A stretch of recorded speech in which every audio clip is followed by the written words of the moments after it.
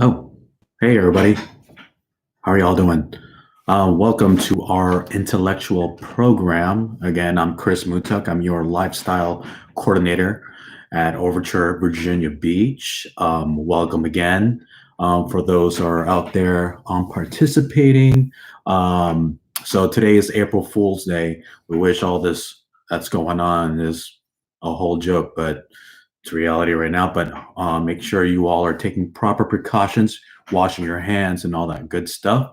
But let's dig in. So we're gonna do a little bit about the history of April Fool's Day. So let's talk about it. So April Fool's Day. It's basically the most widely celebrated non-religious holiday, although no one seems to know, how or why it actually started.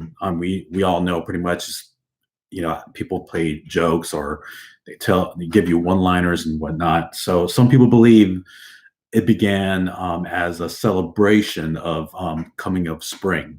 So while others think it was tied into the change from the Julian calendar to the Gregorian calendar. So we're going to dig in a little bit of the history. So many cultures celebrate the vernal equinox, the beginning of spring.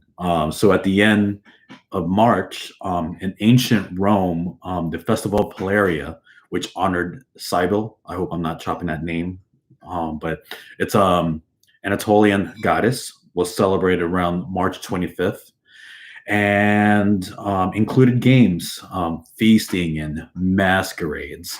So it was considered a joyous time when joking and silliness were encouraged.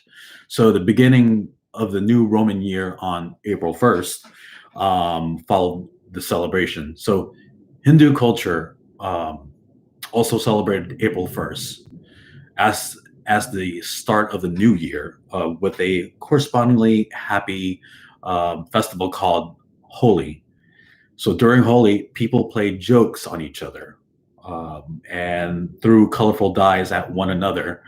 You've probably seen some of this culture, like in movies and whatnot, which is pretty cool. And in Persian culture, a holiday known as Sizda Bedar, hope I said that correctly, celebrated on the 13th day of the Zoroastrian New Year. So typically, it coincides with April Fool's Day. So on this holiday, Iranians play pranks on one another too as well. So some historians have suggested that April Fool's Day began in 1582. That's a long time ago. So when France switched from the Julian calendar to the Gregorian calendar, as mandated by the Council of Trent in 1563. So because communications in those days were uncertain, many people were slow to get the news or didn't recognize that the start of the new year had moved from the last week in March through April 1st to January 1st.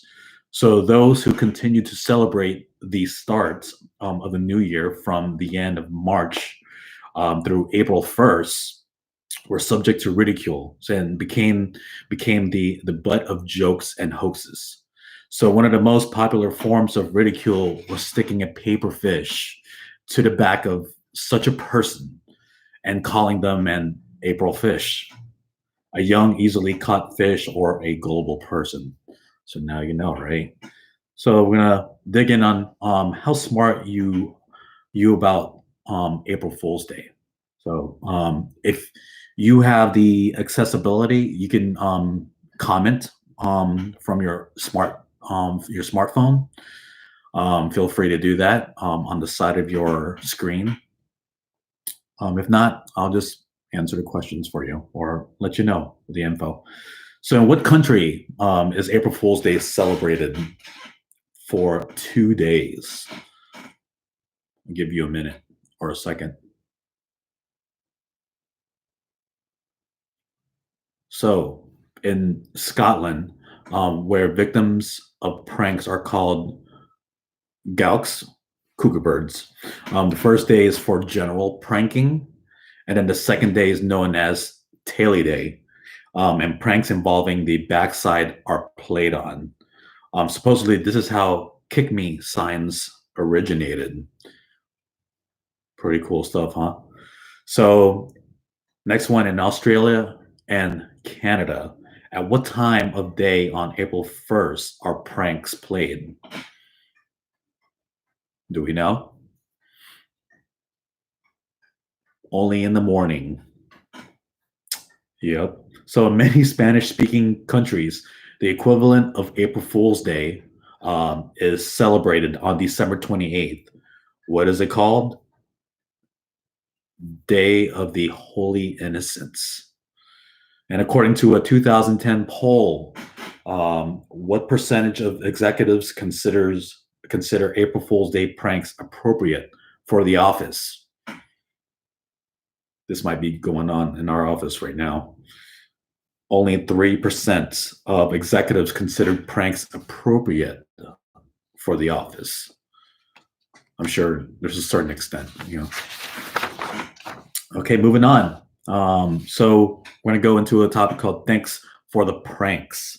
So the Feast of Fools was a term given to many medieval festivals celebrated during the 15th and the 16th centuries in Europe. So particularly after Christmas, so a tradition of practical jokes became part of these celebrations, especially in Spain. But one of the first April Fool's pranks on record was perpetrated in London in 1698. So citizens of the city were invited to attend a lion washing ceremony at the Tower of London. Oh, sound too good. But much to the surprise of the hundreds of pranked Londoners were showed up. No such ceremony existed. So a similar prank has been played on New Yorkers every year since 1986, when press releases for a non-existent April Fool's Day parade attract hundreds of eager parade watchers. And no, they're not all tourists. All right, so moving on here. So a recent online survey listed the top 100 April Fool's Day pranks of all time, included these gems. So in 1962, before Sweden had color broadcasts of television, the country's only TV station announced that programs could be viewed in color if people pulled a nylon stocking over the television's screen. Stretching a stocking across the screen was supposed to bend television's lights to make it appear in color. So thousands of Swedes taped their stockings to their television screens only to realize they were victims of a hoax. So regular color broadcasting didn't begin in Sweden until 1970. And then in 1976, a British astronomer announced during a radio interview that at 9:47 in the morning on April 1st, a unique astronomical event was going to occur. So Pluto would pass behind Jupiter, and this planetary alignment would temporarily counteract and lessen Earth's gravity. So the astronomer said that if people jumped in the air at the exact moment the alignment occurred, they would experience a strange floating sensation. Pretty gullible people, right? So when the appointed time arrived, the station began receiving hundreds of phone calls from listeners claiming to have felt the sensation. So one woman called in to say that she and her friends had floated out of their chairs and around the room. The astronomer had intended his prank announcement to poke fun at the pseudoscientific theory. So it had recently been made popular in a book called The Jupiter Effect, so which claimed that a rare alignment of the planets was going to cause massive earthquakes and the destruction of Los Angeles in 1982. And of course, in LA, there's a lot of earthquakes going on. So in 1996, the Taco Bell Corporation paid for a full-page ad in 6 major newspapers, so announcing it had bought the historic Liberty Bell and was renaming it the Taco Liberty Bell. So outraged citizens called the National Historic Park in Philadelphia, home of the Liberty Bell, to vent their anger. So a few hours later, Taco Bell revealed that it was just a prank. So when White House Press Secretary Mike McCurry was asked about the sale, he kept a joke going by, responding that the Lincoln Memorial had been sold to as well. So it would now be known, he said, as the Ford Lincoln Mercury Memorial. So, but all the time, best April Fool's Day prank is considered to be the Great Spaghetti Hoax. I don't know if some of y'all ever heard of that. So, in 1957, the popular and well-respected BBC News show Panorama featured a story on especially large spaghetti harvest expected in Switzerland due to a mild winter and virtual elimination of the spaghetti weevil. Swiss farmers were shown harvesting strands of spaghetti from trees.